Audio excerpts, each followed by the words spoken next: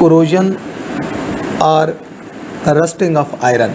Rusting of iron जो है एक बहुत बड़ा प्रॉब्लम है, जो कि मिलियंस ऑफ पाउंड जो है ना हमारे पैसे खर्च होते हैं to try the minimise the effect of rusting. Rust को कम करने में, इनको मिनिमम करने में मिलियन ऑफ पाउंड्स का खर्चा हो जाता है। तो ये जो रस्टिंग ऑफ आयरन है, actually this is a redox process in which atmospheric oxygen vapor of water involved to rust an iron। तो ये इसमें हवा में जो नमी होती है और ऑक्सीजन, ये दोनों मिलके आयरन को रस्ट में कन्वर्ट कर सकते हैं।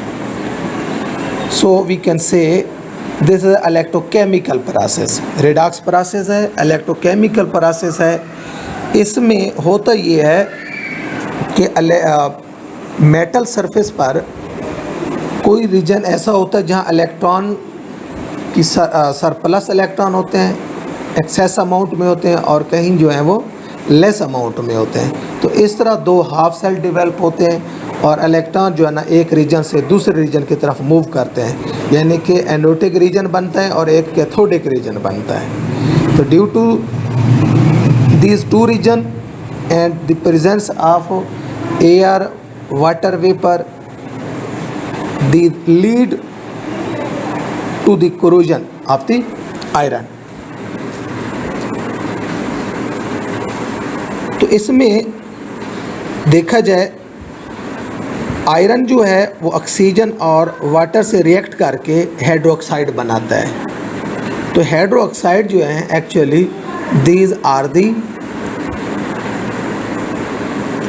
rust, this is the rust of the iron, यानी कि हाइड्रेटेड ऑक्साइड।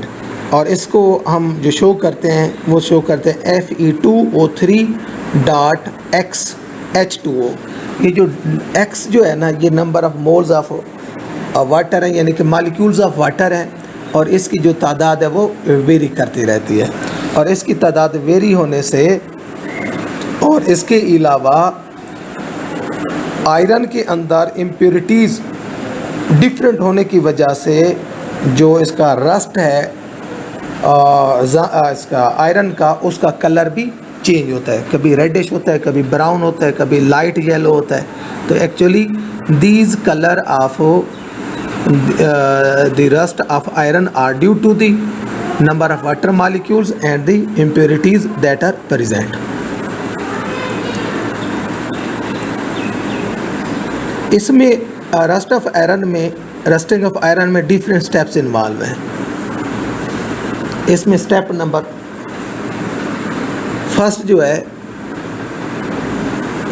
वो ये है कि metal is oxidised into metal ion, यानी कि आयरन हमारे पास एटम है, सॉलिड फॉर्म में है। जब ये इलेक्ट्रॉन लूज करता है it give us ferrous ion. तो ये जो फेरस एटम का आयरन एटम का फेरस आयन में कन्वर्ट होना, इसमें जो वोल्टेज इन्वॉल्व है वो है 0.44 वोल्ट, इतनी वोल्टेज इन्वॉल्व होती है। अब एक पोर्शन जो हुआ मेटल का इलेक्ट्रॉन सरप्लस हुआ और एक जगह जो है इलेक्ट्रॉन की कमी हुई। जब हम कोई स्ट्रेस अप्लाई करते हैं तो ये जो इलेक्ट्रॉन जो सरफेस पर प्रोड्यूस हुए हैं, इनकी जो डिस्ट्रीब्यूशन है वो डिस्टर्ब हो जाती है, फिर अनइक्वल डिस्ट्रीब्यूशन होती है। एक जगह पे इलेक्ट्रॉन ज़्यादा हो जाएंगे और एक जगह पे कम हो जाएंगे। यानी कि यहाँ एग्जांपल दी गई है, एक नेल है, हमारे पास कील है, तो कील अगर बेंड फॉर्म में है तो इसमें भी इलेक्ट्रॉन एक जगह पे ज़्यादा होंगे और एक जगह पे कम होंगे। तो इस तरह जो है इलेक्ट्रॉन का ट्रांसपोर्टेशन होगी from one region to another region. और जो फेरस आयन है, आयरन एटम फेरस आयन में कन्वर्ट होगा, फिर फेरस आयन जो है ये फेरस हाइड्रोक्साइड बना सकते हैं और ferrous hydroxide further ferric hydroxide बना सकता है। इसी अगर हम नेल को देखें, जो बेंड नेल है, हम इसको को मुख्तलिफ स्टेप्स में डिवाइड करते हैं। इसमें यहाँ जो स्टेप नंबर 1 है जिसको हमने शो किया है एट एनोड। एनोड होता ये है कि यहाँ ferrous atom, iron atom electron lose करता है और फेरस आयन बनता है। तो ये एनोडिक रीजन हुआ। और नेक्स्ट है कैथोडिक रीजन। यहाँ जो है इलेक्ट्रॉन पहुंचकर एयर, ऑक्सीजन और वाटर वेपर के साथ रिएक्ट करके हाइड्रोक्साइड बनाएंगे। अब ये हाइड्रोक्साइड आयन जो है ना, ये मूव करेंगे फेरस आयन की तरफ। जब फेरस आयन और हाइड्रोक्सिल आयन कंबाइन होंगे, we will get ferrous hydroxide, जो कि थर्ड वन स्टेप है। अब ये जो फेरस हाइड्रोक्साइड है फर्दर ये ऑक्सीडाइज होगा, फर्दर ऑक्सीडेशन शो करेगा, we will get ferric hydroxide. This ferric hydroxide is a rust. तो ये नेल में जो प्रोसेस हो रहे हैं कि नेल को कैसे रस्ट लगता है, इसमें कौन कौन से इलेक्ट्रोकेमिकल स्टेप्स इन्वॉल्व हैं, ये हमने शो किए। अब इसी तरह स्टेप फर्स्ट की बात अब हमने की थी कि जो इस फर्स्ट स्टेप में आयरन सॉलिड जो है Fe2 पॉजिटिव में चेंज होता है, 2 इलेक्ट्रॉन लिबरेट होते हैं और साथ इसके साथ हमें जो इसमें जो वोल्टेज इन्वॉल्व हुआ है 0.44 वोल्ट। तो नेक्स्ट है दूसरा स्टेप रिडक्शन का।